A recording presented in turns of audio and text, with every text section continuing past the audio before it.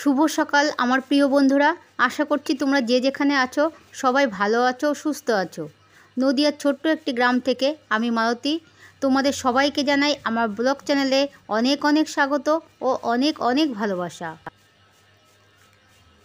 তো বন্ধুরা, আজকে সোমবার আর এখন বাজে সকাল 6টা, আর এখন থেকে আমার ব্লগটা শুরু করলাম। তো তোমরা দেখতে থেকো আর আমার সাথে থেকো, আর আমার ছোট চ্যানেলকে সাবস্ক্রাইব করে আমার পাশে থেকো। তো বন্ধুরা, তোমাদের সঙ্গে কথা বলতে বলতে আমার উঠোনটা ঝাড় দেওয়া কমপ্লিট হয়ে গেছে, আর এখন চলে এসেছি রান্নাঘরে। আর যে বস্তাগুলো দেখো ঘরের থেকে বাইরে রাখলাম, তার মধ্যে পাতা আছে। তো আমি পাতা কুড়িয়ে বস্তার মধ্যে রেখেছি, আর বৃষ্টি হচ্ছিলো বলে রান্নাঘরের মধ্যেই রেখেছি। আর এখন সেগুলোকে বাইরে রেখে ঘরটা ঝাড় দিয়ে লেপে তারপরে আসবো রান্নায়।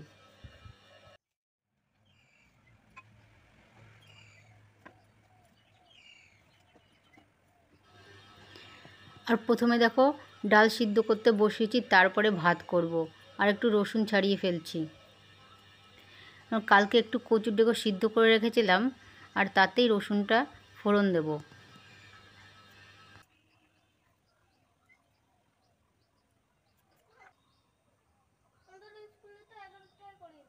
তুমি 4টা অঙ্ক করো, ঠিক আছে?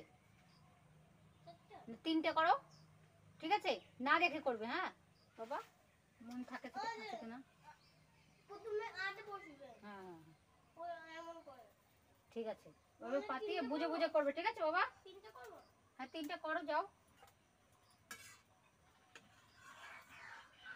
যাও করো। আর ওদিকে দেখো আমার ডাল সিদ্ধ হয়ে গেছে, আর এখন ভাত বসেছি। আর ভাতের সময় আমি পাতা জাল দিই, কারণ তরকারির সময় আমি পাতা জাল দিতে পারি না। এই কারণে আমি যখন ভাতটা বসাই তখনই পাতা জাল দিই। আর ওদিকে মেয়ে পড়ার জন্য এসছে, দেখো নিজে আগে অঙ্ক করে নিয়েছে, তারপর আমাকে দেখাতে এসেছে। তো সকালে যেহেতু দেরি করে ঘুম থেকে উঠেছে, ওই জন্য আমি আর ওকে বসে পড়াতে পারিনি। তো কারণ ওকে পড়াতে গেলে আমার এদিকে রান্না করতে দেরি হয়ে যাবে, ওই জন্য ও আমার কাছে চলে এসেছে রান্নাঘরে।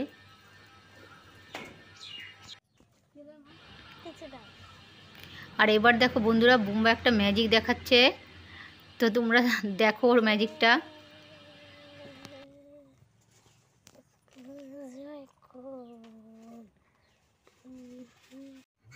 গুড মর্নিং বন্ধুরা, তোমরা ভালো আছো? আমি এখন বই পড়ছি, আর মা রান্না করছে, আমি মার পাশে বসে বই পড়ছি। বই পড়া হয়ে গেলে আবার কথা বলবো। বাই।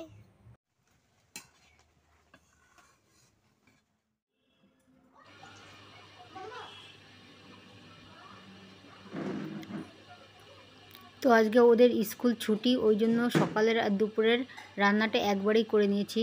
আরও অনেক কাজ আছে, সেই কারণে দুপুরের রান্নার ঝামেলাটা রাখিনি। আর সকালে মাছ রেখেছিলাম, সেই মাছটা কিছু করিনি, কিন্তু মাছের মধ্যে কিছুটা ডিম ছিল, সেই ডিমটা ভেজেছি। আলু সিদ্ধ, ডাল আর এই ডিম ভাজা দিয়ে সকালে খেয়ে নেব। দুটো ফুল দেন।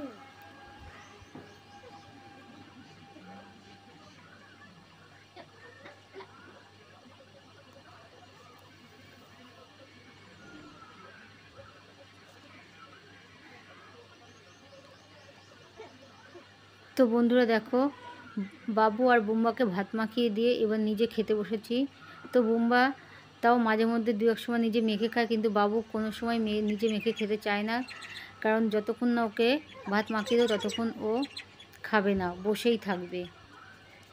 আর আমার খাওয়া কমপ্লিট হয়ে গেছে, এখন আমি এসে ফুল তুলতে, আর ওরা ওদিকে খাচ্ছে, কারণ ওরা খায় আর টিভি দেখে, ওই জন্য ওদের দেরি হয়ে যায়। আর ওদের সঙ্গে তাল মিলিয়ে খেলে আমার হবে না, কারণ আমার অনেক কাজ বাকি থাকে। তো ফুল তুলে এবার চলে এসেছি বিছনা গোছাতে, কারণ বুম্বা ঘুম থেকে দেরি করে উঠেছে, ততক্ষণ আমি বাইরে চলে গেছিলাম রান্নাঘরে, আর সেই কারণে বিছনাটা তোলা হয়নি। তো দেখো বিছনা তুলে এবার দুধ আনতে গেলাম, আর দুধ এনে তারপরে যাচ্ছে আবার বাজারে।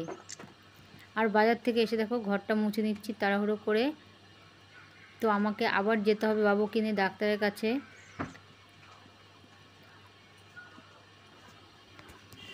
আর দেখো যেহেতু আমি একা, ওই জন্য আমার ঘরের কাজ, বাজার সমস্ত কিছু আমাকেই সামলাতে হয়। তো মাঝে মাঝে খুব কষ্ট হয়ে যায়, কিন্তু কিচ্ছু করার থাকে না। কেউ নেই, কি করব বলো? বসে থাকলে তো আর, বসে শুয়ে থাকলে তো আর হবে না, তো যেহেতু আমাকেই করতে হবে। আর ওইদিকে দেখো বুম্বা দেখো লাঠি নিয়ে ওখানে একটা উঠোনের সামনে একটা চটকা গাছ আছে আর তার ফুল পাড়ছে। আর চটকা গাছের ফুলগুলো সত্যি দেখতে আমারও খুব ভালো লাগে। আর আমি উঠোনটা ঝাড় দিয়ে, ওই সরি মানে ঘরটা মুছে দেখো জলটা ফেলে দিইনি, সামনে ফুল গাছ আছে তো তার গোড়ায় দিয়ে দিই। আর এই দেখো চলে এসেছি জামাকাপড় মেলতে ওপরে। আর জামাকাপড়গুলো আগেই কেচে রেখেছিলাম কিন্তু নাড়তে পারিনি, তো এখন এলাম। তখন একটু রোদটা কম ছিল, তো দেখলাম এখন রোদ উঠেছে, তো ছাদেই নেড়ে আসি। আর ওইদিকে সামনে দেখো ধানের জমিটা দেখো কি ভালো লাগছে, এখন চারিদিকে শুধু সবুজ আর সবুজ। তো গ্রামের পরিবেশটা খুবই ভালো লাগে আমার কাছে, আর আশা করছি তোমাদের কাছেও খুবই ভালো লাগবে। তো অন্য একদিন তোমাদের আমি এই পরিবেশটা পুরো দেখিয়ে দেবো, গ্রামের পরিবেশটা, তো তোমরা দেখো। আর দেখো কীভাবে হাওয়া দিচ্ছে, মনে সব জামাকাপড় উড়ে যাবে, কোনো ক্লিপ নেই। একটা ক্লিপ ছিল আর সেটা বাবুর জামাতে দিয়েছি, কারণ ওর জামাটা পাতলা তো উড়ে এবার কোথায় চলে যাবে। আর দেখো তারপরে চলে এসেছি বুম্বার মাথায় তেল দেওয়ার জন্য, দেখো। আর তেলটাও বাড়ন্ত ছিল, আনা হয়নি।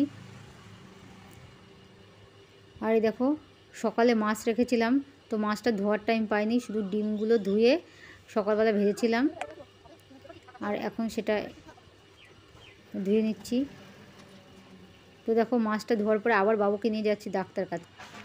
গুড আফটারনুন বন্ধুরা, এখন বাজে বিকাল 5টা। আর দেখো আমি চলে এসেছি আমার সবজি বাগানে।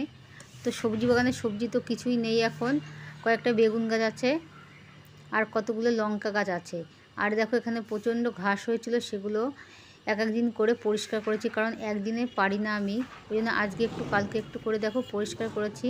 আর ওই দেখো যেরকম সামনের দিকে ঘাস ওরকম ঘাস ছিল, তো দেখো কুপিয়ে কুপিয়ে পরিষ্কার করে রাখছি, তাহলে ঘাসগুলো মরে যাবে। তারপরে পরিষ্কার করে ওখানে জল দিয়ে কিছু একটা লাগিয়ে দেবো। আর কতগুলো বেগুনের চারা আছে, সেগুলো এখন লাগাবো। তো বাড়িতে দেখো একটু সবজি লাগানো থাকলে তো অনেক ঠেকা গাছ দেখো চলে যায়। কখন যদি বাজার করতে না পারি তো এখান থেকে নিয়ে ঠেকা গাছটা চালিয়ে দিলাম, আবার কিছুটা পয়সাও বেঁচে যায়। তো দেখো তারপরে আমি উঠোন ঝাড় দিয়ে গাছের জল দিয়ে যাব একটু স্কুল মাঠে। আমাদের পাশে প্রাইমারি স্কুল আছে, তো ওখানে যাব ছেলে মেয়েকে নিয়ে। তো ওরা একটু খেলা করবে, সারাদিন বাড়ির মধ্যে থাকে, তো একটু খেলাধুলার ওদের দরকার। তো ওরা ওদিকে খেলবে আর পাড়ার মানে সব বউরা আসবে ওখানে, ওদের সমস্ত কাজকর্ম করে একটু গল্প করবে, সবাই ছেলে মেয়েকে নিয়ে আসবে, ছেলে মেয়ে একটু দৌড়াদৌড়ি খেলা টেলা করবে। তো দেখো ছেলে মেয়েদের একটু খেলা হবে, আমাদের একটু গল্প গুজব করা হয়ে যাবে।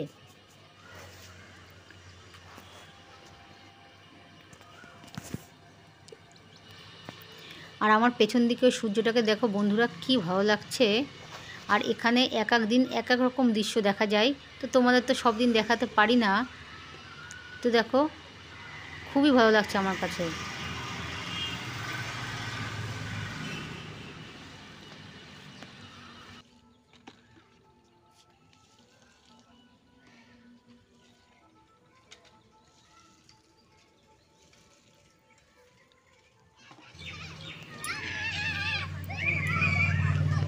তো দেখো গাছের জল দিয়ে চলে এসেছি স্কুল মাঠে ছেলে মেয়েকে নিয়ে। দেখো আগে আমি এখানে আসতাম না, তারপরে দেখি ছেলে মেয়ে জানলাতে দেখে যে পাড়ার সব ছেলেপিলে ওখানে আসে, মানে বাচ্চারা ওখানে আসে খেলাধুলা করে, তো তারপর তো বায়না করে যে ওখানে নিয়ে চলো ওখানে নিয়ে চলো।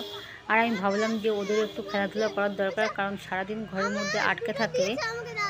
ঠিক আছে, তো এখানে আসার পরে দেখো ওরা খুব আনন্দেতেই থাকে। দেখো